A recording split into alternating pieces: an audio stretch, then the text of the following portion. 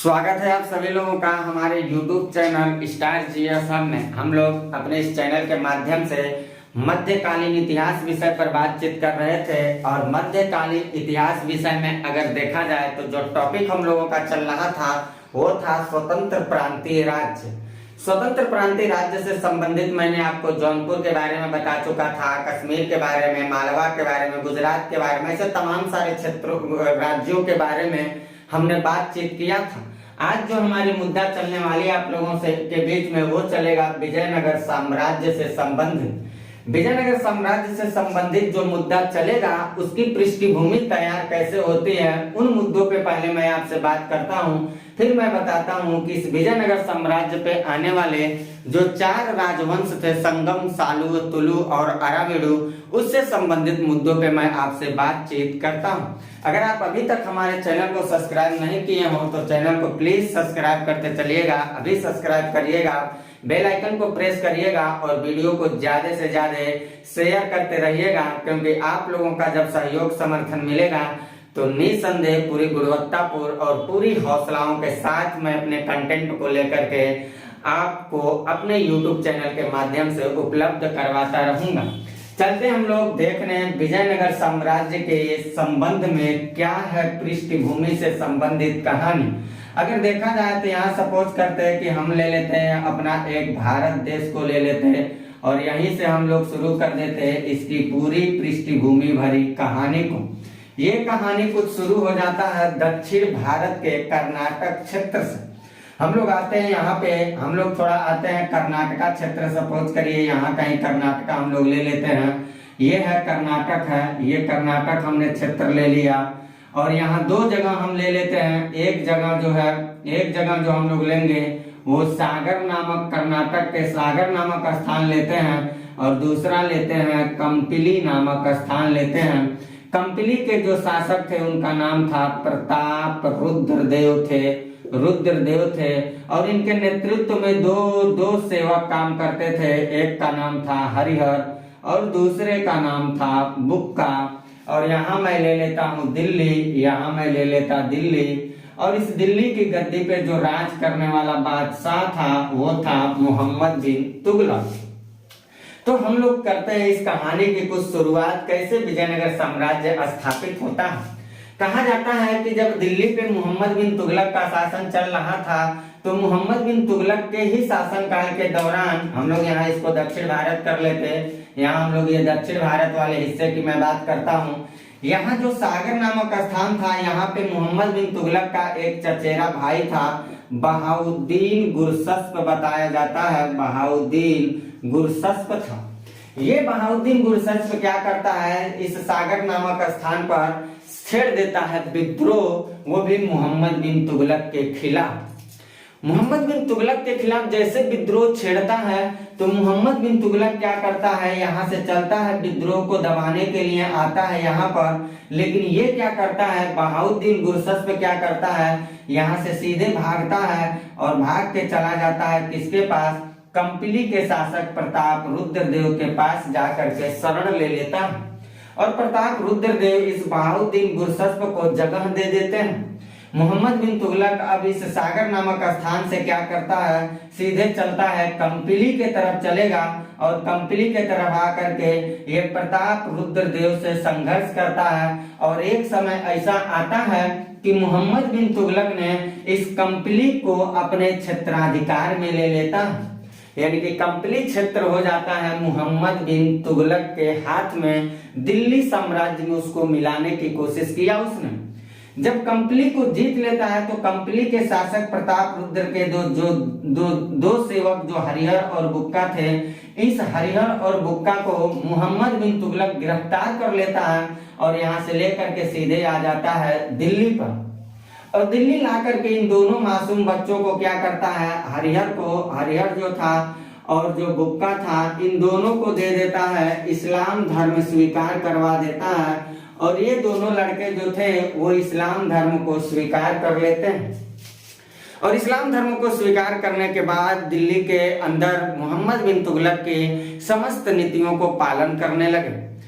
मोहम्मद बिन तुगलक इनके ऊपर इतना ज्यादा विश्वास बना लिया कि विश्वास के वजह से मोहम्मद बिन तुगलक इनको क्या करता है, दक्षिण में फिर विद्रोह हो रहा है तो दक्षिण में विद्रोह का सामना करने के लिए हरिहर और बुक्का नामक दोनों भाइयों को दक्षिण अभियान के लिए भेजता है। जब ये हरिहर बुक्का दक्षिण अभियान के लिए आते हैं इस्लाम धर्म को स्वीकार करके, तो ये दोनों भाई चले जाते हैं एक संत के हाथ में, और वो संत थे संत विद्यारण्य के हाथ में। ये संत विद्यारण्य क्या किए, हरिहर और बुक्का नामक दोनों भाइयों को दोबारा हिंदू धर्म के लिए हिंदू धर्म का दीक्षा दिया, यानी कि हिंदू धर्म का दीक्षा दिए और ये दोबारा हिंदू धर्म को स्वीकार कर लिए। स्वीकार करने के बाद हरिहर और बुक्का नामक दोनों भाई ने इस कर्नाटक में आकर के एक स्वतंत्र राज्य की स्थापना का दावा किए। वो राज्य था विजयनगर साम्राज्य था, और मोहम्मद बिन तुगलक के खिलाफ अभियान जारी किए। ये घटना घटित हुआ था 1336 के आसपास, यानी कि जो मोहम्मद बिन तुगलक कंपली को जीत के हरिहर बुक्का को अरेस्ट करके ले जाता है और उनके दिल दिमाग को जीत करके विश्वास पा करके दक्षिण में अभियान के लिए भेजता है, वही हरिहर बुक्का संत विद्यारण्य के प्रभाव में आके दोबारा हिंदू धर्म को स्वीकार कर लेते हैं और मोहम्मद बिन तुगलक के खिलाफ विद्रोह जारी कर देते हैं और एक स्वतंत्र राज्य विजयनगर साम्राज्य की स्थापना करते हैं। और ये घटना घटित हो रहा है 1336 के आसपास। ये विजयनगर साम्राज्य जिसकी स्थापना करते हैं ये कर्नाटक में ही करते हैं, हम्पी को राजधानी बना लेते हैं कर्नाटक में ही, और तेलुगु भाषा को पालन करने वाले ये लोग थे।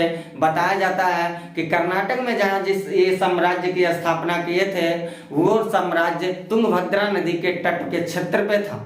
तो विजयनगर साम्राज्य से संबंधित क्या क्या डाटा है उन सारे मुद्दों को मैं आपको बताने की कोशिश करता हूँ। ये मैं आपको केवल बताया हूँ पृष्ठभूमि कि विजयनगर साम्राज्य कैसे स्थापित हो रहा है।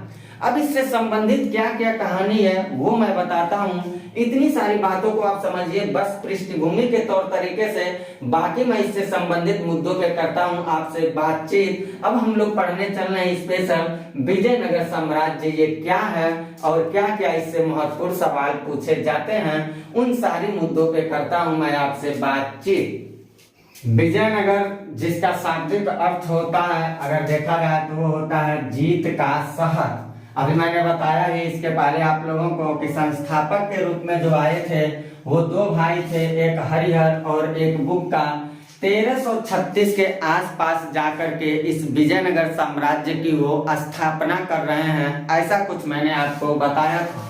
और राजधानी जो बनाते हैं ये हम्पी में बनाते हैं जो कर्नाटक में है। और मैंने अभी बताया आपको कि ये एक संत के प्रभाव में आकर के दोबारा हिंदू धर्म को स्वीकार कर लिए थे, क्योंकि इसके पहले ये मोहम्मद बिन तुगलक के दबाव में आकर के इस्लाम धर्म को इन्होंने स्वीकार किया था। और जिस गुरु के प्रभाव में आके ये हिंदू धर्म को स्वीकार किए वो संत विद्यारण्य थे। इन्हीं के प्रभाव में आकर के ये हिंदू धर्म को दोबारा स्वीकार करके दक्षिण अभियान के लिए जैसे जाते हैं, तो मैंने पूरी कहानी बताई। इन्होंने विजयनगर साम्राज्य की स्थापना 1336 के आसपास करते हैं। जिस नदी के तट पर इन्होंने साम्राज्य को स्थापित किया था वो कर्नाटक की तुंगभद्रा नामक नदी थी। इस तुंगभद्रा नदी के तट पर इन्होंने साम्राज्य की स्थापना किया था। और हम लोगों ने देखा ही कि जब इन लोगों ने साम्राज्य की स्थापना किया था तो दक्षिण भारत में अभियान के लिए भेजने वाला जो शासक था वो दिल्ली का बादशाह मोहम्मद बिन तुगलक था। यानी कि मोहम्मद बिन तुगलक के शासनकाल के दौरान ये सारी घटना घटित हो रही थी। स्वतंत्र प्रांतीय राज्यों में एक और राज्य उदय होकर के आया जो विजयनगर साम्राज्य था। यहाँ तक की कहानी तो हमने आपको बताया था। अब हम लोग देखेंगे कि इस विजयनगर साम्राज्य पे अगर देखा जाए तो 4 राजवंशों ने शासन किया था, एक संगम, एक सालू, एक तुलु और एक अराविडु वंश। तो हम लोग इसको 2 से 3 पार्ट में करके पढ़ेंगे, 2 से 3 पार्ट में करके पढ़ेंगे, क्योंकि एक ही पार्ट में वीडियो को अगर पूरा पढ़ा जाएगा तो विजयनगर साम्राज्य बहुत बड़ा टॉपिक हो जाएगा, संभवतः वीडियो बहुत लंबी हो जाएगी। पहले मैं लंबे वीडियो को बनाता था लेकिन अब मैं वीडियो को पार्ट वाइज करके इसलिए दे रहा हूँ ताकि आप आसान तरीके से और अध्ययन करने में आपको बहुत ज्यादा कठिनाइयों का सामना ना करना पड़े। तो हम लोग पढ़ने चलते संगम वंश से संबंधित मुद्दों पे। हाँ, यहाँ एक बात मैंने लिखा है भाषा, तो तेलुगु भाषा आपको याद रखना है। यहाँ तक की पूरी कहानी तो मैंने आपको फिगर के माध्यम से बता दिया था। यहाँ से हम लोग करते हैं अपनी कहानी की शुरुआत। जो 4 राजवंश थे, संगम, सालू, तुलु और अराविडु राजवंश, इन चारों राजवंशों में सबसे पहला जो राजवंश आता है वो आता है संगम वंश। 1336 से लेकर के 1485 तक लगभग ये संगम वंश सत्ता को स्थापित करके विजयनगर साम्राज्य में अपनी राजवंशी परंपरा को संचालित किया था। इतिहास के मुताबिक इस बात को बताया जाता है कि संगम वंश पे आने वाले जो हरिहर और बुक्का जो विजयनगर साम्राज्य की स्थापना किए थे, इन्हीं लोगों ने अपने पिता संगम के नाम पे सबसे पहला जो वंश चलाया था वो वंश था संगम वंश। और अगर देखा जाए हरिहर और बुक्का में दोनों में सबसे पहले संगम वंश पे शासन करने वाला कौन था, तो सबसे पहले जो आया था वो था हरिहर प्रथम, क्योंकि 2 हरिहर करके आएंगे लोग, हरिहर प्रथम द्वितीय ऐसे करके आएंगे, इसलिए यहाँ हरिहर प्रथम मैंने लिखा, जो संगम वंश का पहला शासक माना जाता है। और कहा जाता है कि इसने अपनी राजधानी को अनोगोंडी में बनाया था। बाद में चल के इसने अपनी राजधानी को विजयनगर तक ट्रांसफर करता है, यानी कि संगमों की राजधानी अगर देखा जाए तो अनोगोंडी के बाद दूसरी जो राजधानी आती है वो विजयनगर बनाई जाती है। कहा जाता है कि हरिहर प्रथम के समय में ही दक्षिण के क्षेत्रों में होयसल जैसे क्षेत्र को जीत करके विजयनगर साम्राज्य में मिला लिया गया। इसके अलावा इस बात को बताया जाता है कि कादम्ब और मदुरा जैसे 2 क्षेत्रों को जीतने के लिए हरिहर प्रथम ने अपनी 2 सेनाओं के नेतृत्व में सेना भेजा था। जो होयसल था इसको तो उसने मिला ही लिया। कदम्ब और मदुरा को जीतने के लिए उसने क्या किया, कुमार सबल के नेतृत्व में कदम्ब के लिए सेना भेजा था और कुमार कंपन के नेतृत्व के लिए कहा जाता है मदुरा के लिए सेना भेजा था। दोनों के नेतृत्व में जाने वाली सेनाएं निसंदेह बहुत योग्यता का पालन करते हुए, युद्ध नीति का पालन करते हुए विजयनगर साम्राज्य के एक अधीन अंग के रूप में उसे मिलाने की भरसक प्रयास किए और सफलता भी उन्होंने हासिल किया था। कहा जाता है कि जो कुमार कंपन था जिसके नेतृत्व में मदुरा के लिए सेना भेजा गया था, इसी की पत्नी थी जिसका नाम बताया जाता है गंगा देवी थी। ये गंगा देवी अपने पति के इस विजय को देख करके इतना ज्यादा खुश हो जाती है कि उसका वर्णन करती है, मदुरा विजयम नामक एक ग्रंथ लिखती है। मदुरा विजयम नामक एक ग्रंथ लिखती है जिसमें मदुरा विजय की पूरी उल्लेख अपने पति के बारे में वो करती है। ऐसा कुछ बताया जाता है, ऐसा कुछ बताया जाता है। और हरिहर प्रथम के मर जाने के बाद गद्दी पर जो बैठता है वो हरिहर प्रथम का ही उत्तराधिकारी आता है, उसका भाई बुक्का प्रथम। यहाँ मैंने एक बात लिखा, इसको जरा आप याद रखिएगा। हरिहर प्रथम जो था उसको समुद्रों का अधिपति कहा गया था, वो भी 2 समुद्रों का अधिपति के नाम से उसे संबोधित किया गया था। हरिहर प्रथम के मर जाने के बाद गद्दी पर उत्तराधिकारी के रूप में जो गद्दी पर बैठता है वो बैठता है बुक्का प्रथम। और कहा जाता है कि इसने मदुरा के क्षेत्र को, जितनी सारी बची हुई क्षेत्र थी उनको विजयनगर साम्राज्य में मिला लेता है। इसके अलावा कहा जाता है कि विजयनगर और बहमनी के बीच में बहुत ज्यादा पहले से विवाद चल रहा था। अभी हम लोग आगे देखेंगे, आगे इसमें युद्ध भी हम लोग देखेंगे। तालीकोटा का युद्ध जो चलता रहता है स्पेशल विजयनगर और बहमनियों के बीच में चलता रहता है। स्पेशल हम लोग उस युद्ध के बारे में पढ़ेंगे। राक्षसी तांगड़ी का युद्ध या तालीकोटा के युद्ध के नाम से बहुत चर्चित है वो। तो विजयनगर बहमनी विवाद जो चल रहा था, इसी ने कृष्णा नदी को एक सीमा के रूप में निर्धारित किया था। जो निर्धारित किया था वो बुक्का प्रथम था। बुक्का प्रथम जो उपाधि धारण किया था वो वेद मार्ग प्रतिष्ठान की उपाधि से उसने गद्दी पर बैठा था। और कहा जाता है कि 1374 के आसपास इसने चीन में एक दूत मंडल को भी भेजा था, ऐसा बताया जाता है। ये सवाल पूछा भी गया है कि चीन में दूत मंडल किसने भेजा था, वो बुक्का प्रथम ही था। बुक्का प्रथम के मर जाने के बाद 1377 में बुक्का प्रथम का ही पुत्र आता है हरिहर द्वितीय गद्दी पर बैठता है, यानी कि संगम वंश का अगला शासक के रूप में जो दिखाई देता है वो दिखाई देता है हरिहर द्वितीय। और इसने उपाधि क्या धारण किया था, हरिहर द्वितीय ने महाराज धीराज की उपाधि को धारण करके गद्दी पर बैठा था। कहा जाता है कि विजयनगर और बहमनी इन दोनों के बीच संघर्ष जो था वो हरिहर द्वितीय के शासन काल में भी जारी था, ऐसा दिखाई देता। बहमनियों के क्षेत्र में होने वाले जितने सारे विवाद थे, हरिहर द्वितीय क्या करता है, उन बहमनियों से युद्ध, उन बहमनियों के जो क्षेत्र थे, गोवा क्षेत्र और बेलगांव क्षेत्र, उन दोनों क्षेत्रों को छीन लेता है। युद्ध की भयावह स्थिति तो पैदा ही हो गई थी। हरिहर द्वितीय जो था वो बहमनियों से जैसे इसको छीन लेता है, तो बहमनी और विजयनगर के बीच जो संघर्ष थे वो काफी चरमोत्कर्ष पे दिखाई देना शुरू हो जाते हैं। विजयनगर के बारे में, संगम वंश के बारे में ऐसा ये भी कहा जाता है कि संगम वंश से आने वाला शासक जो बुक्का प्रथम था, ये विद्वानों का संरक्षक था। इसी कारण इसको क्या कहा जाता था, राज व्यास की उपाधि दिया गया था और राज वाल्मीकि के नाम से भी ये इतिहास में बहुत चर्चित दिखाई देता है। 1404 ईस्वी के आसपास हरिहर द्वितीय की मृत्यु हो जाती है और इसके मृत्यु के बाद जो अगला शासक बनता है हरिहर द्वितीय का उत्तराधिकारी, वो बनता है देवराय प्रथम। देवराय प्रथम यानी कि संगम वंश का अगला शासक दिखाई देता है और इसके दरबार में एक कवि निवास करते थे, तेलुगु कवि थे जिनका नाम बताया जाता है श्रीनाथ थे। यानी कि इसके दरबारी कवि जो थे वो तेलुगु कवि श्रीनाथ थे। इसी के समय कहा जाता है कि देवराय प्रथम के ही समय इटली से चल के एक यात्री आया था, निकोलो कांटी, 1420 के आसपास विजयनगर की यात्रा किया था। इस बात को भी आप बहुत ही बेसब्री से याद रखिएगा। 1422 तक जाते जाते बताया जाता है कि देवराय की भी मृत्यु हो जाती है और देवराय प्रथम के मर जाने के बाद रामचंद्र आता है, वीर विजय आता है, लेकिन विजयनगर साम्राज्य का सबसे योग्यतम और सबसे महान शासक के रूप में देवराय द्वितीय आता है।